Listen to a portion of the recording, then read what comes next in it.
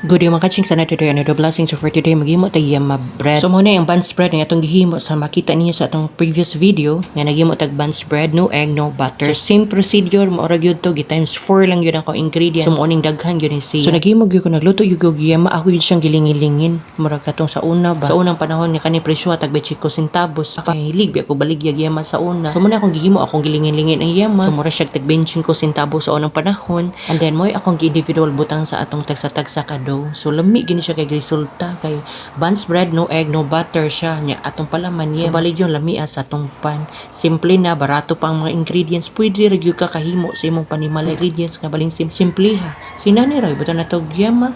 So the result is baling lami. So this is it mga kaching sa mga kasuki. Thank you for watching and God bless.